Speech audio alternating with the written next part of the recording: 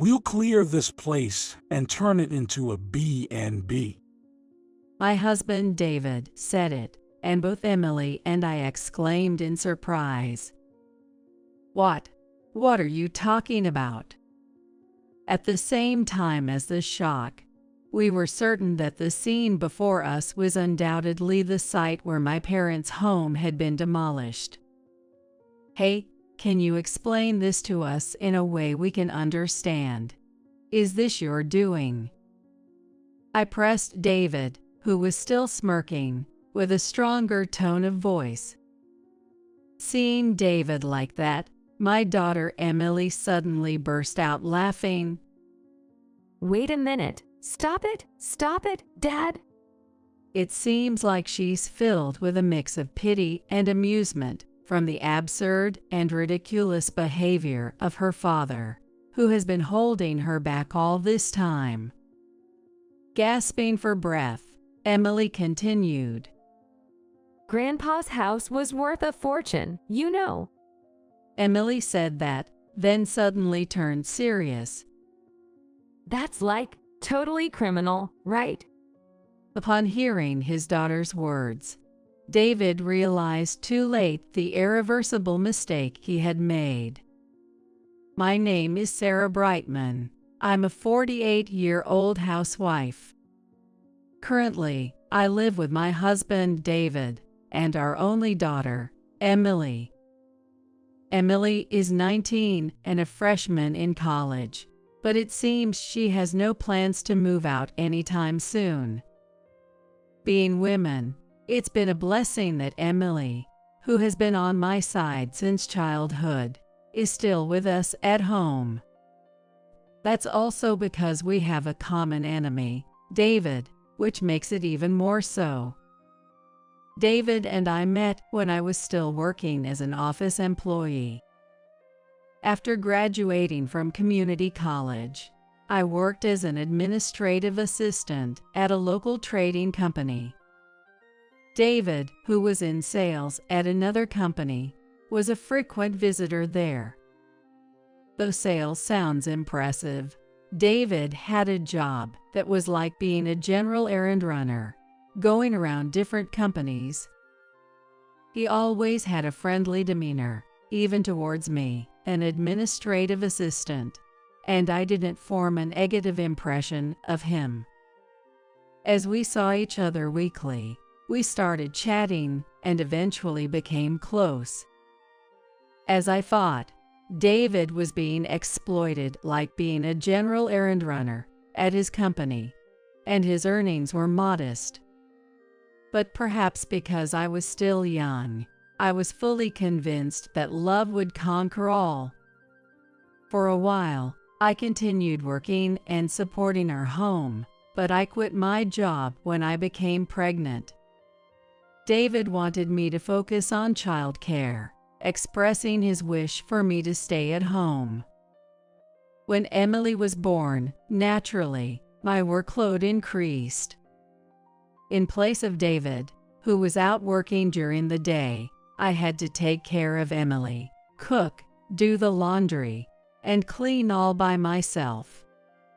I managed to get through those days, but by the time Emily entered kindergarten, David's attitude towards me had changed. Taking advantage of my silence, David's behavior became increasingly overbearing. At the company, David was ridiculed by everyone and taken advantage of. It turns out I was his outlet for relieving this frustration. He wasn't so self-deprecating when we first met, but perhaps there was a problem with me sympathizing with David too much. The people at work just dump all their troubles on David. They don't recognize your abilities.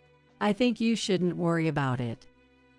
I meant it as consolation, but this gave David a twisted confidence. Do you also think you're better than me, that you can belittle me? Whenever I tried to offer even a slight critique, David would fly into a rage. This wore me down, and I found myself unable to say anything. My actions, accumulated over time, certainly contributed to David's increasing arrogance. Enduring it for the sake of our daughter has undoubtedly led to our current marital situation. However, I was only trying to be a kind wife and did nothing blameworthy. Upon closer reflection, it's all quite absurd, but the thought of "for the sake of my daughter" is what stops my train of thought. As we got older, our marital problems only twisted further. Although I remain a housewife, in society, there's things about age-appropriate roles and status. Such thoughts, even if unspoken, can be conveyed through behavior. David, overly sensitive to such external perceptions, let them exacerbate his negativity. He became more self-deprecating, making conversations with him incredibly draining. I hadn't noticed before we were married, but it seems this aspect of his personality hasn't changed since childhood, and David appears to have no friends. At our wedding, only David's relatives were present, and there were no friends. I didn't think much of it at the time, but upon reflection, it's a strange situation indeed. I still regret not noticing these finer points of David's behavior while we were dating. Certainly, compared to the general public, David's position at his company was low, but there are many in similar situations. I can understand being bothered if one is nagged by family upon returning home, but I never once complained to David about such matters. Therefore, no matter what I did, David's attitude remained unchanged. Originally shy, David never vented his stress outside. Instead, it was all directed at me and our daughter, Emily. His drinking increased day by day, and with each drink, he would loudly rampage, breaking things around the house. Although he never physically harmed us, the exchange of hurtful words escalated. Do you realize who you owe your college education to? Always clinging to your mom. Think properly about who you should be grateful to.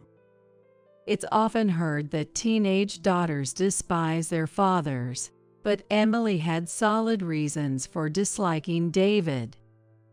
Enduring such irrational scoldings daily, it's only natural she would feel this way. When David was not around, Emily and I would share our grievances with each other to get through the day. During this time, my father, who lived in the same state, fell ill. Since my mother had passed away a few years earlier, he was living alone in my childhood home. My brother, John, who runs a business in the city, was busy, so it fell upon me to check on our father. The diagnosis he received at the hospital wasn't exactly cause for celebration. I blamed myself for not noticing sooner. Despite being aware of his condition, my father, not wanting to worry John or me, who both had our own families, kept silent. Following discussions with the doctor, it was decided that he would be admitted to the hospital and receive continued treatment to the fullest extent possible. Still, it was clear that his condition was worsening day by day, prompting John to frequently leave his business to visit him. I was bracing myself for what was to come. Of course, my days were filled with visits to the hospital. Even as a housewife, managing all the household duties as before was no longer feasible. Emily visited her grandfather a few times, willingly helping me out. But David was not pleased with this. Have you been using more TV dinner lately? You're home all day. There's no need for frozen food, right? And relying on your daughter only now. You should consider our life here too. He took the opportunity to scold me and, at the same time, speak ill of my father. After all the care my father had provided, how could he say such things? Had he forgotten how much trouble he had caused my father? There was a time when David's earnings were not enough to support us, especially after Emily was born. And our living costs increased as I left my job to focus on child care, according to David's wishes. It was an inevitable outcome, yet David unapologetically pressured me to manage somehow.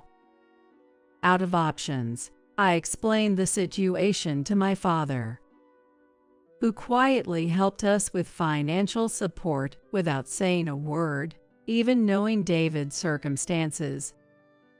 Unaware of my father's feelings, David took this for granted and relied on his generosity for a while. Although David's income eventually increased slightly, he never expressed gratitude to my father. To avoid upsetting David, I dodged the topic and continued my visits to my father. However, soon after, my father's condition dramatically worsened, and he passed away. Emily and I were overwhelmed by a profound sense of loss, but there were still many tasks to handle. Arranging various documents, preparing for the funeral. Just thinking about it made my head spin, but staying busy helped distract my mind. While I was nearby, unaware to me, David muttered, "Finally, we can have a decent meal." His insensitive remark irritated me, but I lacked the energy to argue and just swallowed my words. Even though my father's funeral had concluded, my emotions were still heavy. It was unusual to see David showing a cooperative attitude in sorting out the belongings of my childhood home. Perhaps reflecting on his past behavior, he actively helped with cleaning up the house. "I've gathered the papers, but is this everything here?" His words reminded me of the safe my father had tucked away in the closet, and I asked David to check its contents too.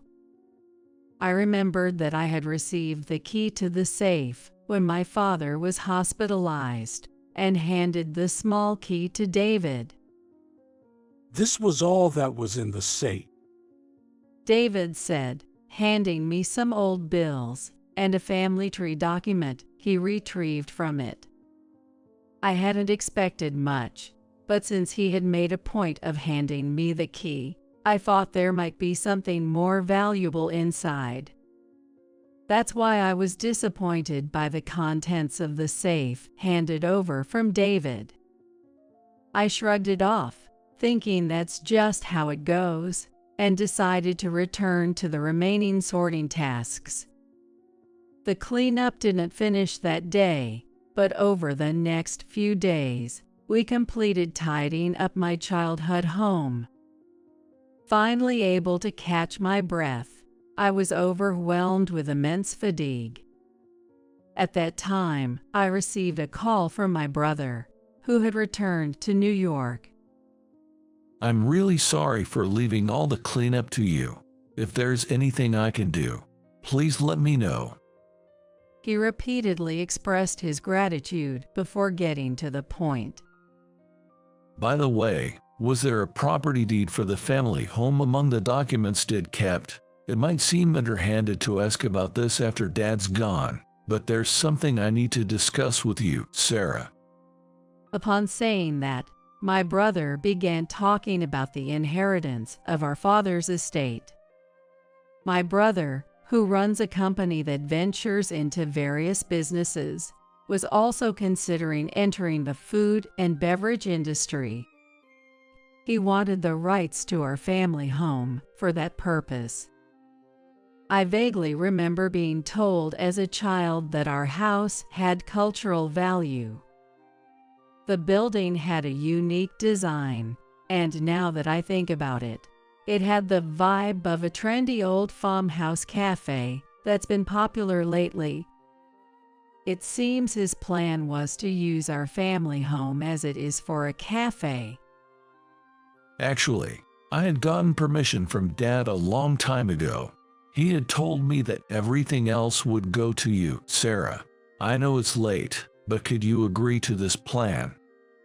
My brother has always been fond of me since we were kids, and he's still single.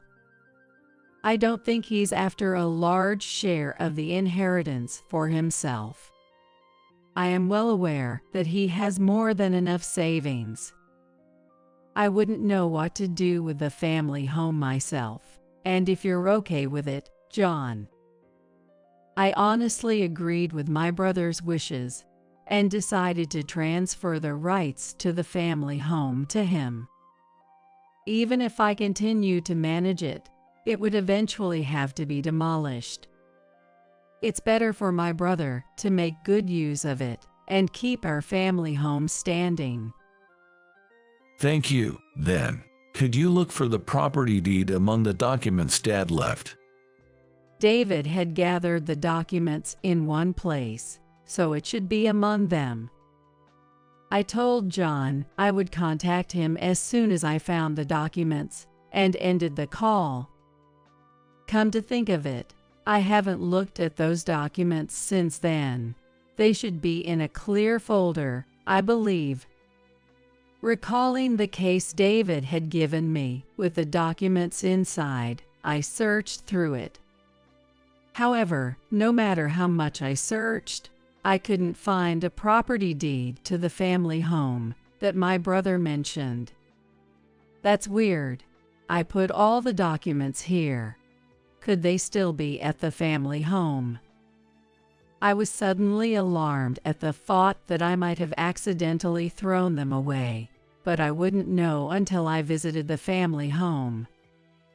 Not wanting to live with this anxiety, I decided to go there immediately to check.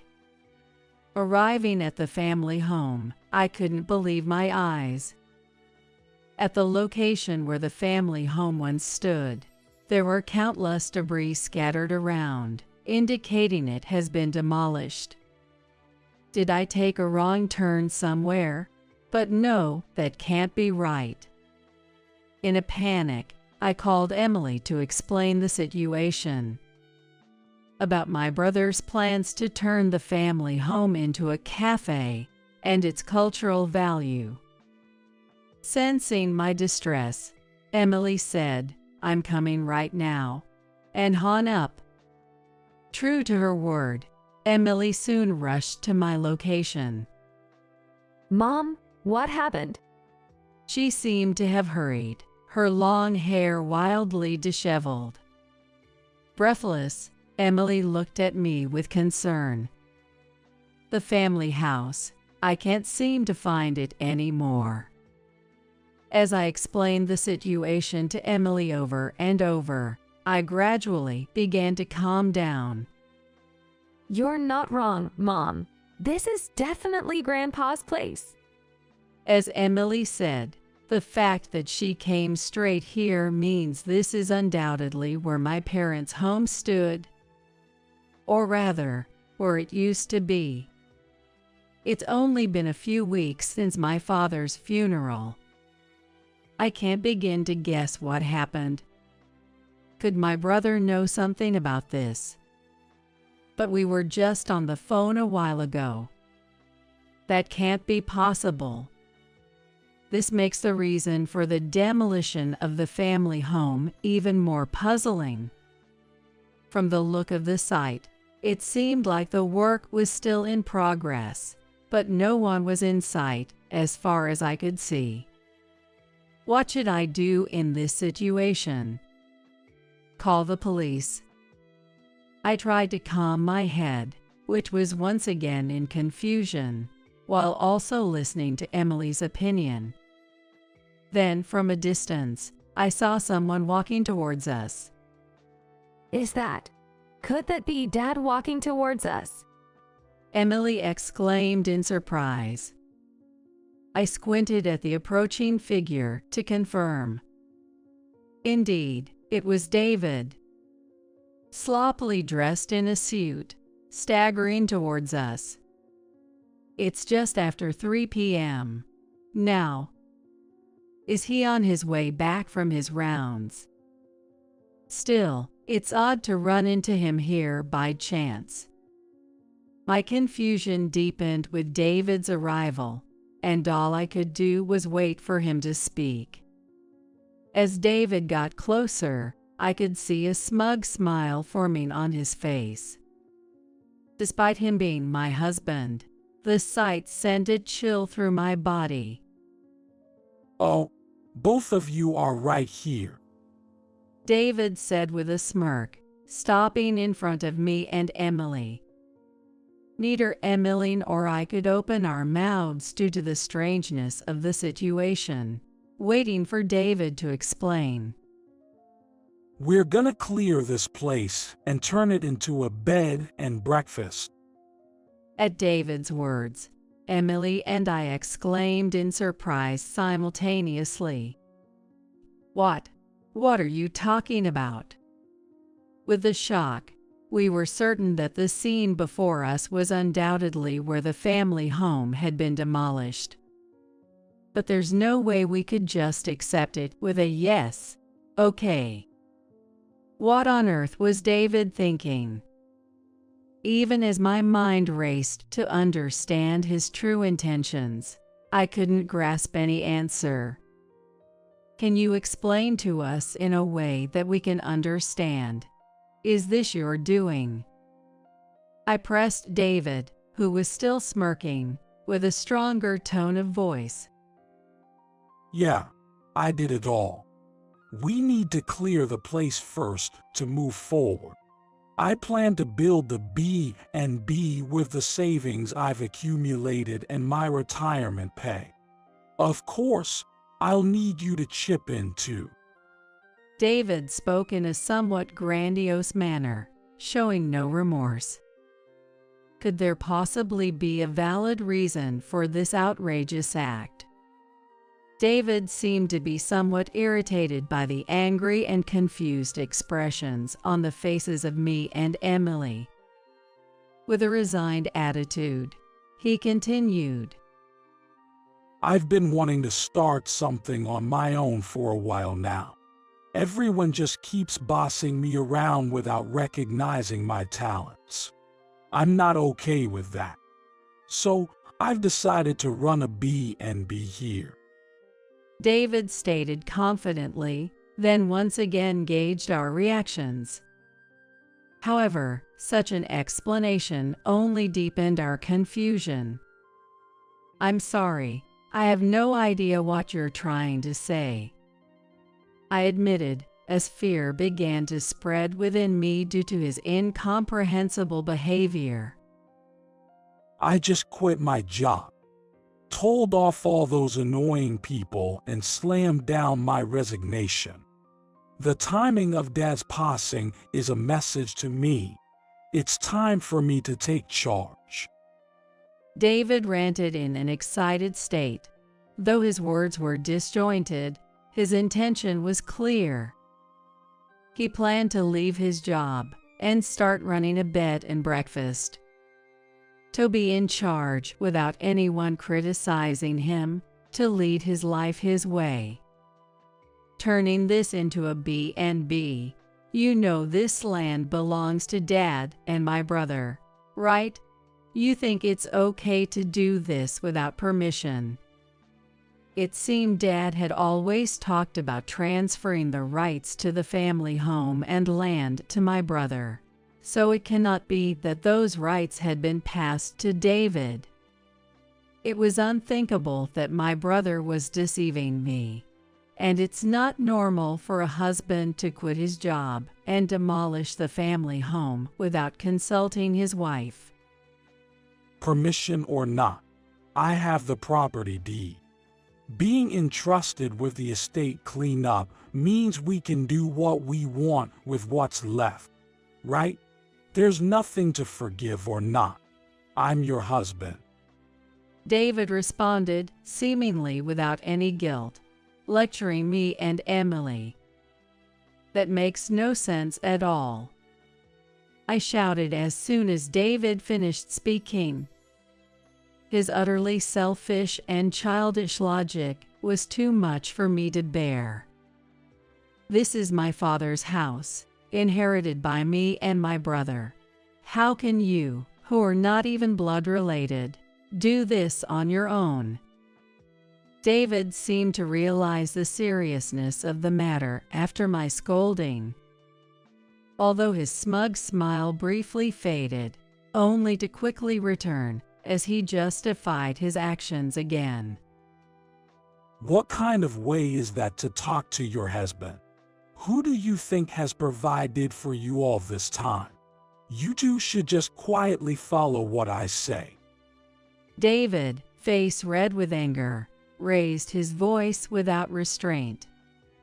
He was panting heavily, perhaps from the overwhelming excitement. Watching David's behavior, Emily suddenly burst into laughter. Hold on. Stop it, Dad. Tears were even appearing in Emily's eyes. It seems like she's filled with a mix of pity and amusement from the absurd and ridiculous behavior of her father, who has been holding her back all this time. Dad, don't you know? Gasping for breath, Emily spoke to David, who was intently watching her. Grandpa's house was worth a lot. You know, you just described the house Uncle John got. Emily then suddenly became serious again. That's like totally criminal, right? David's face rapidly drained of color, perhaps becoming sobered by his college-age daughter's remark. What are you talking about? How can you say such things to your father? He raised his voice, but it lacked any real force or authority. It seemed he was somewhere aware of his mistake. He tried to push through with it in the heat of the moment, but once his daughter said it, there was no turning back. Neither my brother nor I could ever condone such an act. I'll contact John for now. The cafe project should be underway. David knew my brother ran a business, so my words alone were enough for him to grasp the situation. What? That's bad. There's media coverage, and contracts are already advancing. I'll call back later, but please don't do anything more with that place. My brother sounded panicked as he hung up after hearing my explanation. Just make sure nothing more is done. This has turned into a huge mess. From the sound of my brother's voice over the phone, both Emily and David's faces contorted. It seemed David had been plotting to build a bed and breakfast here ever since he said he would clean up the estate. He helped with the family home's cleanup, intending to find the property deed. I didn't know about turning this house into a cafe. Isn't it common sense to mention such important things in advance? Though David's face had turned pale earlier, he now started shifting the blame onto me and my brother. His face returning to its usual defiance, acting as if he had done nothing wrong. Anyway, don't do anything more. Right now, my brother is hurriedly contacting his business partners. Dumbfounded by David's audacity, I decided to wait for my brother's call. Then I noticed a man in a suit running towards us from across the street. Excuse me, are you Mrs. Sarah Brightman? The man, who offered his business card, turned out to be my brother's secretary. He had been sent from my brother's company in New York for the cafe opening and had rushed here after hearing about the situation at the family home. I was just in a meeting with the president of the company collaborating on this cafe project. The president is hurrying over here, but the business party is very upset. After checking David's face, the secretary continued. I've heard the gist from the president, but it seems there will be significant liability for damages. Even if you are his sister's husband, you will have to bear those responsibilities. Until now, David might have felt detached from reality, only being reprimanded by Emily and me. Hearing the word liability from a stranger in a suit, David's face turned pale again. Mom, can we afford to pay that? What's going to happen to us? Emily's soft mutter seemed to be the last straw, and David just slumped to the ground. Supporting David's limp body, we decided to head back home for the time being. We invited the secretary into our home and waited for my brother's arrival from New York. We understood the gravity of the situation, but were powerless to do anything on our own. As the frustrating hours passed and night fell, my brother finally came to see us. Sarah, I'm sorry, but David will have to take appropriate responsibility. My brother said soberly before starting to explain the current situation. The project to open a cafe using the family home had started some time after our father passed away. My brother's company is well known in the industry, and its business party had eagerly commenced work on the proposal brought by my brother. That meant they had halted their ongoing projects to put all their efforts into this joint venture with my brother. It was clear that canceling the cafe project now would result in tremendous losses. My brother was trying everything possible to keep the project alive. But if the family home itself has been demolished, I couldn't help but blurt out words as I recalled the scene that was right in front of me just moments ago. I just cited myself earlier, and it was definitely a sloppy demolition job. It might take time, but since the materials are still there, we might be able to restore it. My brother sighed deeply as he spoke, his face still stern. David, I didn't want to say this, but what you did is a crime. It's not something that can be simply apologized for, but you will be joining me on an apology process. David, still pale, seemed frozen in place but slowly nodded in acknowledgement. Just a few hours ago, he was so proud, talking about his future plans, but now, not a trace of that remained. I felt utterly embarrassed to expose such a disgraceful side of my husband in front of my brother. My lack of judgment has led to this dire situation. While my brother wouldn't blame me, I had no intention of staying with David any longer. On paper, David and I were still married, but to me, he had become a complete stranger. Accompanied by my brother and the secretary, David faced an unimaginable reprimand during the apology process to the associated companies. To explain the situation, the truth had to be told. When my brother disclosed the full story to them, those who were calm with my brother turned their criticism unanimously towards David. David had believed his lack of recognition was due to others, but facing direct condemnation like "you're finished as a person," his spirit easily crumbled. When brought back home by my brother, his eyes were vacant, looking like he might collapse at any moment. Fortunately, everyone accepted the apology, considering my reputation. but of course, after taking on the appropriate compensation responsibilities. David, following my brother, must have heard enough about the specific amount of damages. It was understandable for that to overwhelm his thoughts. However, I had also reached my limit. I pushed the documents I had prepared in front of David, who was sitting down. Now you finally understand why you're not valued, right? You are a failure as a person. My patience has run out. I clearly declared to David, urging him to sign the divorce papers. Upon hearing this from his wife, who had always been compliant, David started to cry. Please, don't abandon me. What's gonna happen to me like this? I quit my job, you know. We've been living together all this time. We're family, aren't we?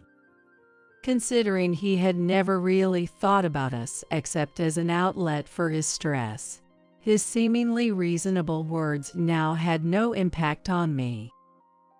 Ignoring David's pleas, I continued to stare at the divorce papers. Speaking up wouldn't mean anything at this point, nor would it benefit David. After a while, sensing my resolute decision, David slowly signed. It was over now. David and I officially became strangers. Months later, thanks to my brother's generosity, David avoided criminal charges, but he was left with enormous debt. He took on the liability for the halted project and, due to our divorce, was also ordered to pay alimony for his arbitrary actions and verbal abuse. It was a predictable outcome, yet David failed to foresee it. How many people did he inconvenience with his thoughtless actions? The apology process with my brother must have made him fully realize it. Fortunately, his resignation wasn't taken seriously by his boss, so he didn't lose his job, which would have been his only means of repaying the massive debt. The workplace environment would be harsher, but he was lucky to be forgiven for his outrageous actions. David lost his family and assets, and his pride in his supposed excellence was shattered. This would be the greatest punishment for him. I worried about the impact of our divorce on Emily, but she was already an adult. She seemed to take things less heavily than I had feared. With Mom around, I'll be fine, and I'm an adult now, Emily said cheerfully, perhaps to comfort me. My brother's project to renovate and rebuild the family home managed to recover. Though the alimony from David and the inheritance from our father meant we could get by, I ended up being entrusted with running my brother's cafe. The people from the business associate company that launched the cafe with my brother trusted me and delegated various tasks to me. Thanks to this, I'm living a more fulfilling life than during my days as a housewife. Being able to work where I lived with my parents and brother brings me great joy. Marriage isn't the only source of happiness in life. I might have lost a sense of security that comes from being cared for by someone, but in another way, it means I've gained freedom. Now I don't feel gloomy. On the contrary, I am more optimistic and cheerful. I have found new purpose and am filled with hope.